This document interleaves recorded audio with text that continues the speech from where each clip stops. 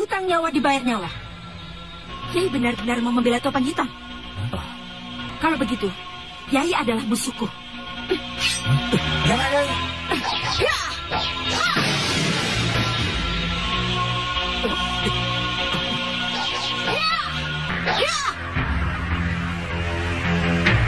Parwati sudah kerasukan iblis. Apakah kita tega membunuhnya? Jangan. Kita laporkan keadaan Nyi Parwati kepada Gusti Pangeran.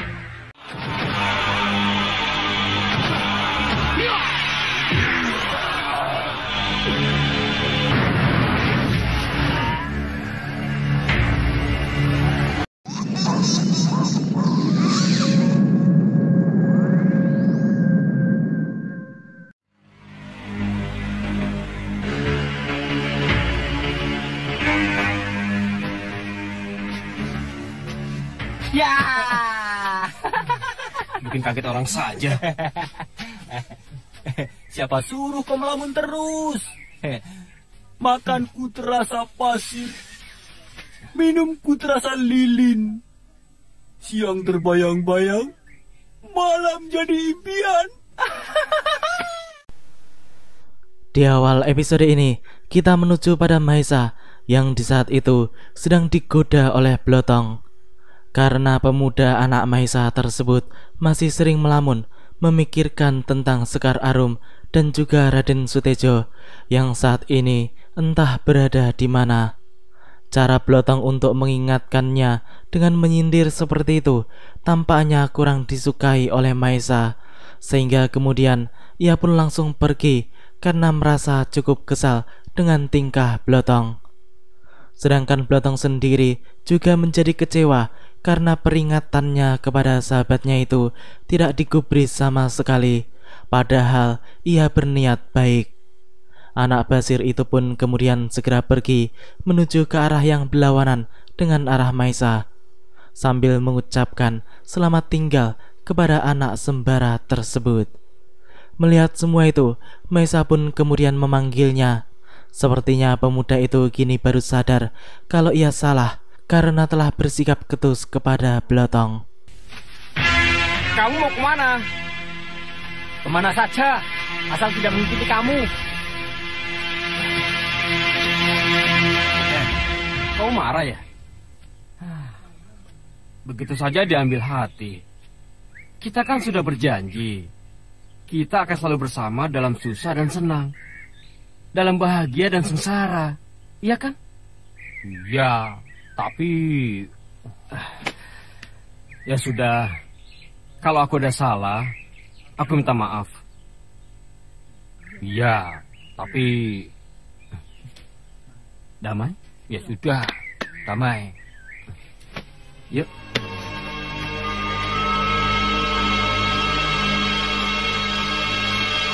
Aku betul-betul prihatin melihat keadaan Nyi Parwati. Batinnya sangat terpukul. Sekarang Parwati ada di mana? Mungkin sedang mencari tabib untuk menghidupkan Arya Soma yang terkena Aji Kalamaruta.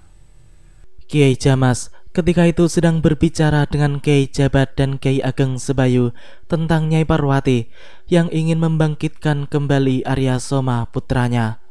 Tampaknya para kiai itu belum mengetahui kalau Soma sudah hidup kembali atas bantuan Mak Lampir. Kiai Ageng Sebayu pun merasa khawatir karena pasti akan banyak darah yang tumpah atas sepak terjang Nyai Parwati yang sudah dirasuki iblis tersebut. Begitu pula dengan Kiai Jabat, ia merasa bahwa akan sangat berbahaya jika Nyai Parwati mengamuk, sebab dunia persilatan akan dibuat geger oleh wanita tersebut.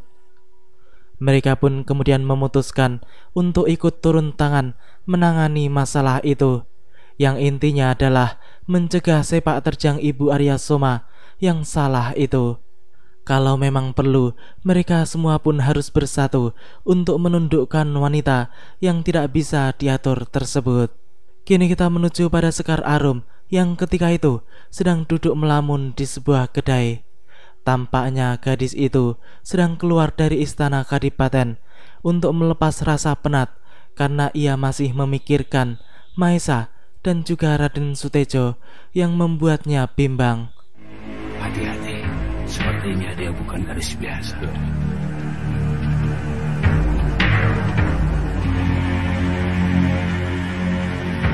Boleh aku duduk di sini?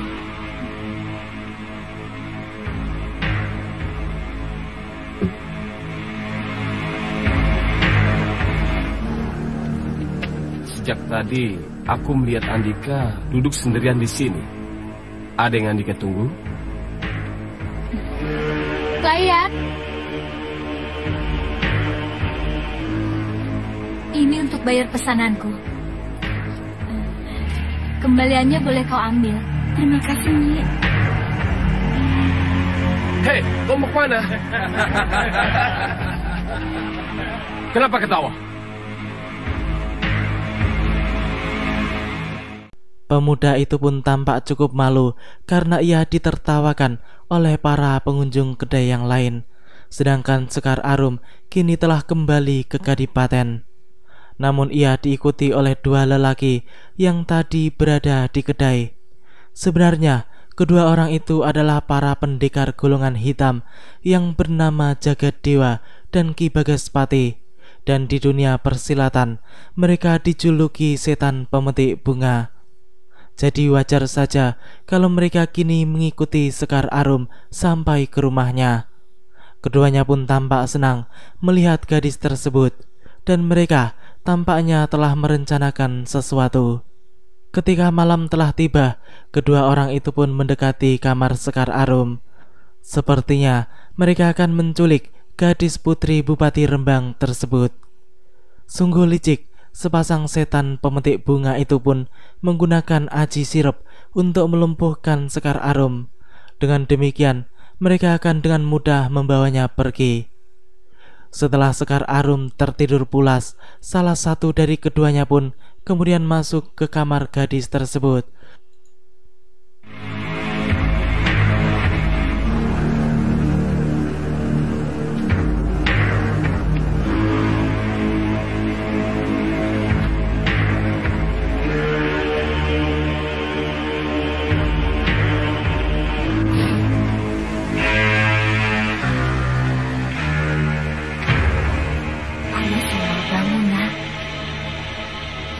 Ayo Soma, bangun. Ayo lakukan tugasmu. Lenyapkan manusia-manusia bejat di atas permukaan bumi ini.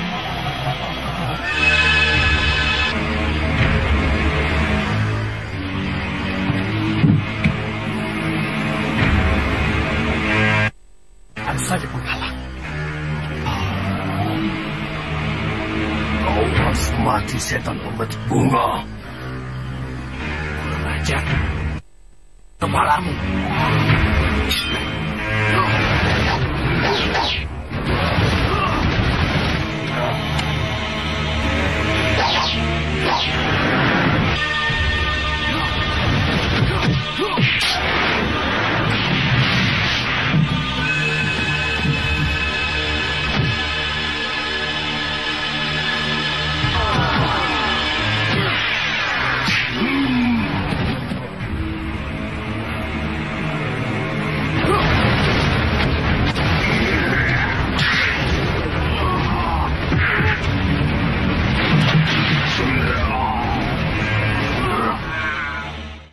Jaga Dewa langsung kabur ketika melihat Ki Bagaspati kawannya itu telah tewas di dalam cengkeraman hantu pemakan manusia.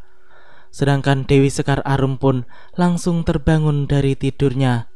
Ia pun kemudian segera keluar melihat apa yang sedang terjadi, karena ia mendengar suara ramai-ramai di luar sana. Gadis tersebut pun kemudian menutup jendelanya, lalu segera menghampiri para penduduk yang sedang berkumpul di halaman rumahnya. Orang-orang itu pun sedang mengerubuti Ki Bagaspati yang sudah menjadi mayat. Para penduduk itu pun beranggapan bahwa pasti Ki Bagaspati telah dibunuh oleh setan pemakan manusia yang sedang viral. Apa betul ada setan pemakan manusia? Nyai tidak apa-apa? Tidak apa-apa.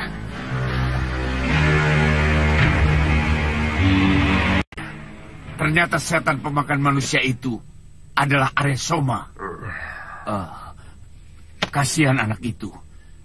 Masih muda, gagah, dan sakti. Kenapa nasibnya jadi begitu?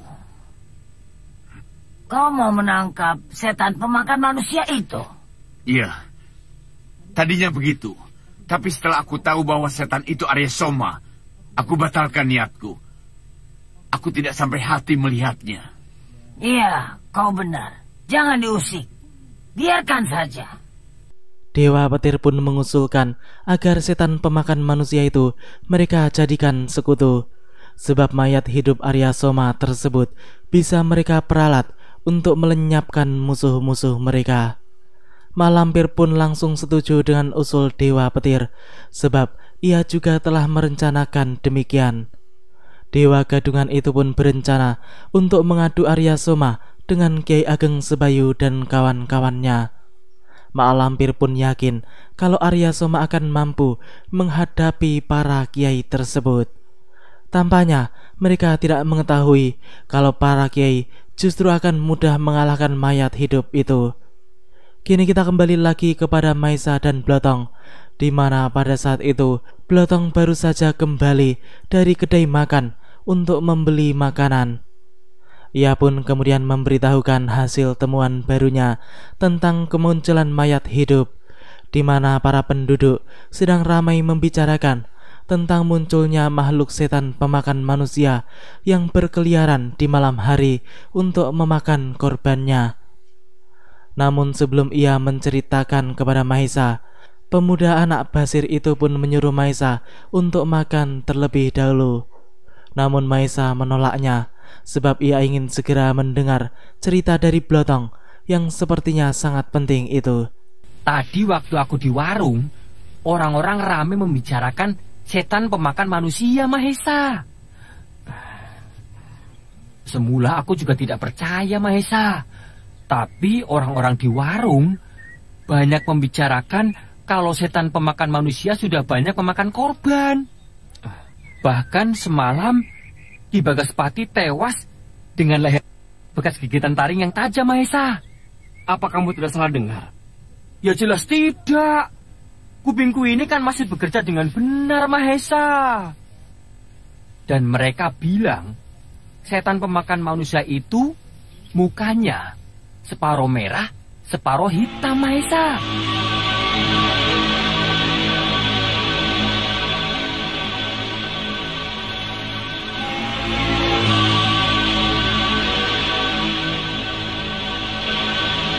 Aku jadi curiga. Jangan-jangan setan pemakan manusia itu anaknya Nyi Parwati. Iya, benar, Mahesa. Kita kan sudah melihat dengan mata kepala kita sendiri kalau anak Nyi Parwati mukanya separuh merah dan separuh hitam, Mahesa. Kita harus bagaimana? Kita harus membuktikannya. Kamu tidak takut, Mahesa? Ayahku pernah bilang, selama kita masih berpihak pada jalan yang benar, mati sekalipun harus kita hadapi. Iya, benar, Mahesa. Blotong pun menjadi terpacu semangatnya, dan ia pun menjadi berani setelah mendengar kata-kata Maisa. Ia pun kemudian juga menjadi senang karena makanan Maisa tidak jadi dimakan dan diberikan kepada dirinya. Di malam itu, tampak mayat hidup Arya Soma sedang menggegerkan penduduk desa Watu Ombo di wilayah barat Kadipaten Tegal. Para penduduk pun mencoba untuk menghalangi pergerakannya, namun sangat sulit dan mustahil karena mayat hidup tersebut sangat hebat dan kebal terhadap segala macam jenis senjata. Walaupun gerakannya terlihat kaku dan lemah, namun mayat hidup tersebut pun tetap gesit dan mampu menghancurkan puluhan penduduk sekaligus dalam sekali gebrak saja. Akhirnya, para penduduk desa itu pun hancur berantakan dibuatnya, dan banyak dari mereka yang tewas secara mengenaskan. Keesokan harinya, para penduduk yang tewas itu pun dikuburkan beramai-ramai oleh warga desa Watu Ombo. Rakyat jadi ketakutan, banyak yang mengungsi. Bagaimana menurut paman berdua? Menurut pendapat hamba, kita harus segera bertindak. Iya, kami berdua bersedia sebaraga ing jiwa demi keamanan wilayah Kadipaten Tegal ini, Kanjeng. Baiklah, kalau begitu, aku percayakan tugas ini kepada kalian. Kalau perlu, bawa prajurit secukupnya. Romo, aku ikut.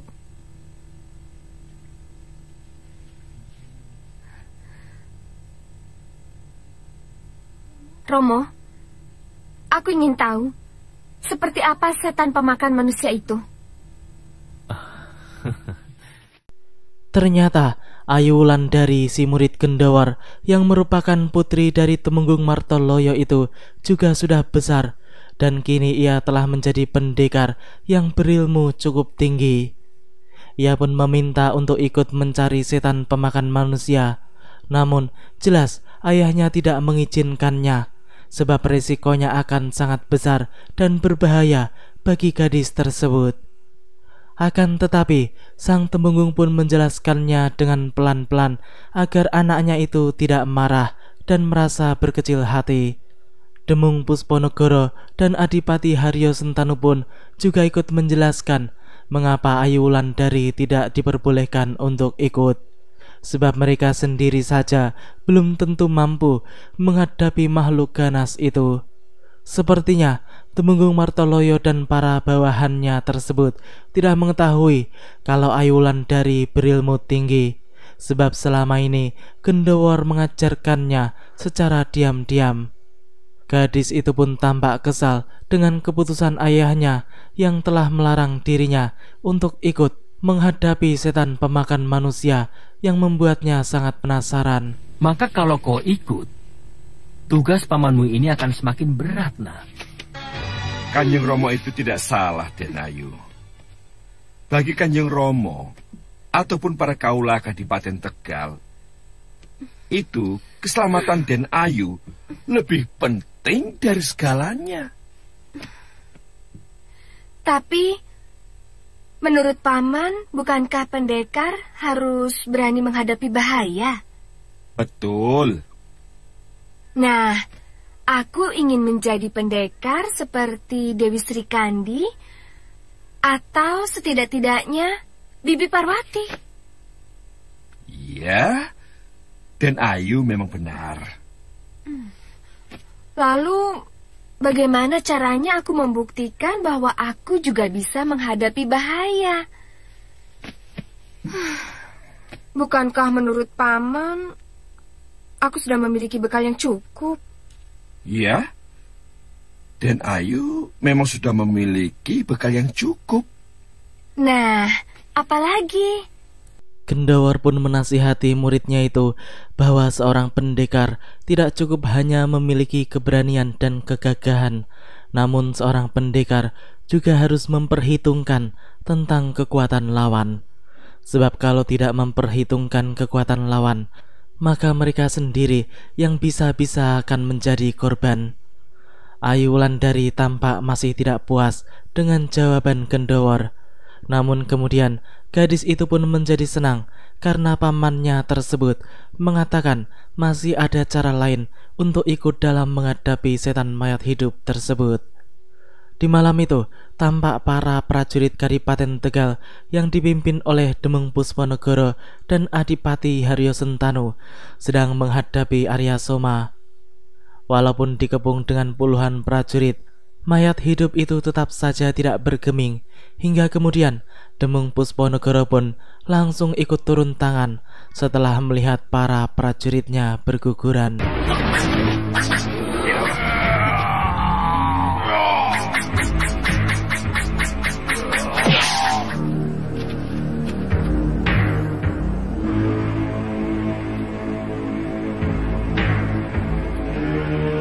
Sepertinya dia mati, Kakang.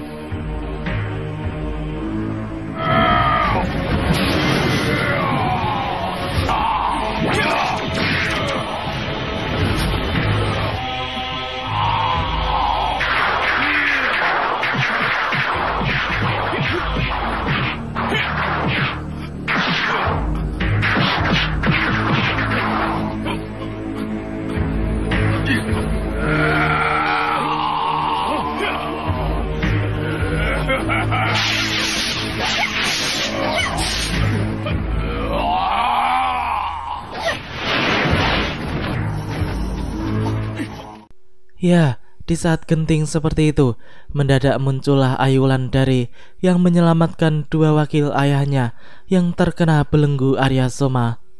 Kini gadis itu pun berdiri tegak di hadapan hantu pemakan manusia tersebut. Demung Pusponegoro pun terkejut setelah melihat siapa orang yang telah menolongnya. Ia pun hendak mencegah pergerakan Ayu Wulandari, namun gadis itu pun justru menyuruh mereka untuk mundur dan ia sendiri yang akan menghadapi mayat hidup tersebut. Selanjutnya, Ayu Wulandari pun segera bergerak maju menyerang makhluk jelek itu. Walaupun sebenarnya Demung Pusponegoro dan Adipati Sentanu tampak sangat mengkhawatirkan keselamatan majikannya tersebut. Kekuatan mayat hidup itu tampak luar biasa. Tendangan keras berisi tenaga dalam yang dilayangkan oleh Ayu Wulandari pun langsung berhasil ditangkapnya.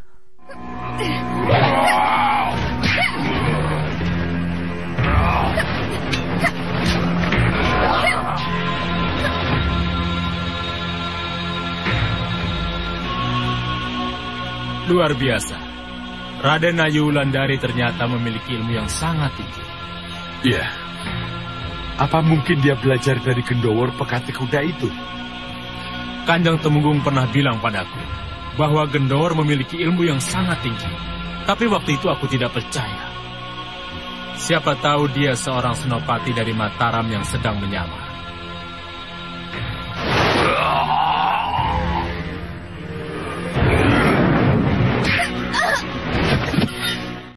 Ayu Wulandari tampaknya mulai kewalahan menghadapi hantu Arya Soma yang tidak memiliki rasa sakit dan lelah tersebut. Sedangkan tenaganya sendiri kini menjadi terkuras dan semakin melemah. Demung Pusponegoro pun menjadi sangat khawatir dengan keadaan gadis tersebut. Mereka pun telah bersiap-siap untuk membantu Putri Adipati Tegal itu jika keadaan sudah tidak memungkinkan. Kini mendadak Arya Soma yang murka itu pun segera terbang mendekati Ayu Wulandari yang ingin dimangsanya. Semua yang melihat kejadian itu pun menjadi sangat terkejut dan berdebar-debar karena keadaan menjadi semakin genting. Di saat-saat yang kritis seperti itu, mendadak muncullah Gendowor dengan cambuk yang kini menjadi senjata andalannya. Cambuk itu pun langsung menjerat Arya Soma dari belakang, sehingga pergerakannya pun menjadi terhenti. Pekatik tersebut telah menciptakan sebuah ilmu cambuk yang baru kali ini digunakannya untuk melawan musuhnya.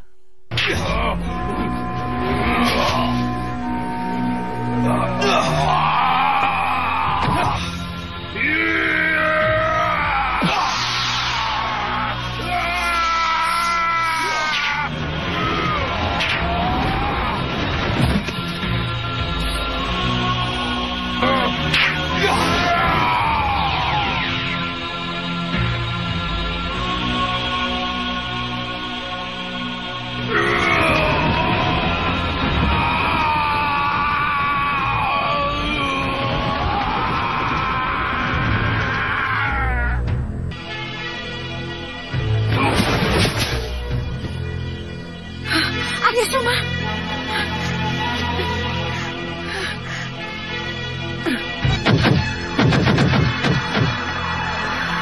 Ya, luar biasa. Mayat Arya Soma itu pun langsung lumpuh setelah terkena ilmu cambuk Gendowor yang luar biasa. Sedangkan Nyai Parwati langsung mengobatinya. Wanita itu pun tampak sangat bersedih melihat keadaan anaknya yang menyedihkan seperti itu. Makhluk jelek tersebut pun kemudian menceritakan dengan bahasa isyarat bahwa ia telah dikalahkan oleh seseorang yang memiliki cambuk sakti. Nyai Parwati yang mendengarnya pun kemudian teringat akan pertarungan Gendowor dan Mak Lampir, di mana ketika itu pekatik kuda tersebut sedang menggunakan sebuah senjata berupa cambuk untuk mengalahkan Mak Lampir. Dengan cambuk tersebut, Gendowor mampu membuat Mak Lampir menjadi pontang-panting. Ilmu cambuk pekatik kuda itu memang tidak main-main, sebab orang sakti seperti Mak Lampir pun mampu dibuatnya tidak berdaya.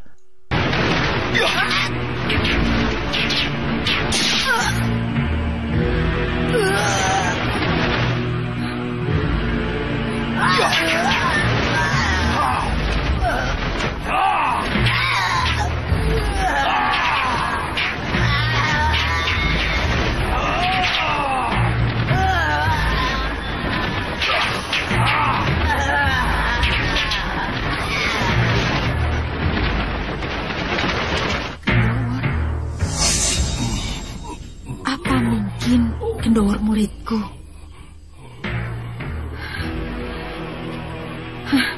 Kau selalu ikut campur urusanku.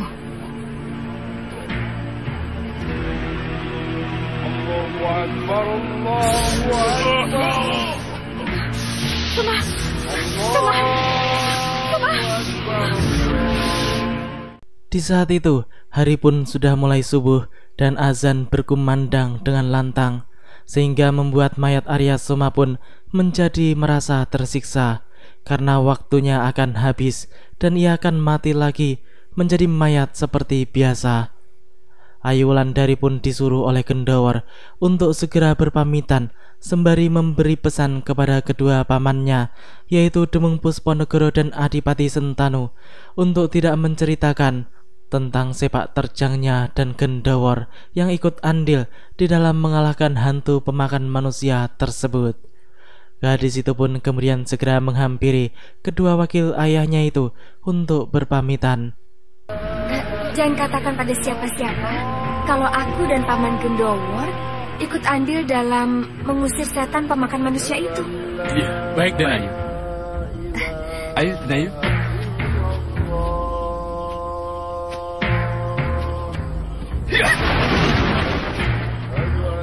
Luar biasa. Kita malah dibantu oleh orang yang kita pandang sebelah mata. Iya. Bahkan kita lupa mengucapkan terima kasih. Benar-benar.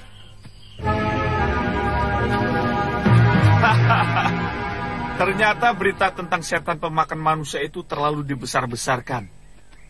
Di pagi itu, Temenggung Martoloyo pun tampak senang karena ternyata dua wakilnya itu mampu mengalahkan dan mengusir setan pemakan manusia. Sang Temenggung pun berharap bahwa setan tersebut sudah tidak berani lagi datang dan mengacau di wilayah Kadipaten Tegal. Dan atas jasa-jasanya, Sang Temenggung pun hendak memberikan hadiah dan penghargaan terhadap Demung Pusponegoro dan Adipati Sentanu yang telah berhasil mengembalikan keamanan di Kadipaten Tegal. Mendengar kata-kata Temenggung Martoloyo, kedua orang itu pun menjadi tidak enak dan tersentak karena mereka tidak merasa telah berhasil mengalahkan setan Arya Soma. Demung Pusponegoro pun mengatakan bahwa ia dan Adipati Sentanu tidak berani menerima hadiah dan penghargaan tersebut. Ia pun menjelaskan tentang apa yang sebenarnya terjadi semalam di hutan sebelah barat Kadipaten. Kenapa? Sebenarnya kami hampir celaka ketika menghadapi setan pemangsa manusia itu. Kalau tidak segera ditolong. Lalu siapa yang menolong kalian?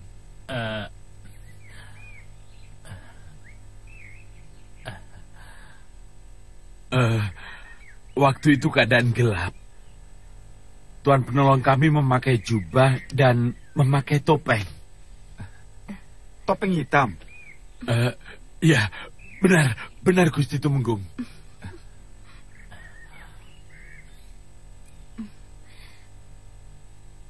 Dia juga rupanya. Oh iya, jangan lupa mengucapkan terima kasih pada pendekar itu. Baik Kanjeng. Suatu saat aku ingin bertemu dengan pendekar itu.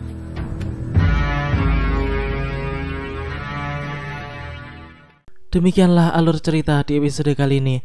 Nantikan kelanjutan kisahnya di episode yang akan datang.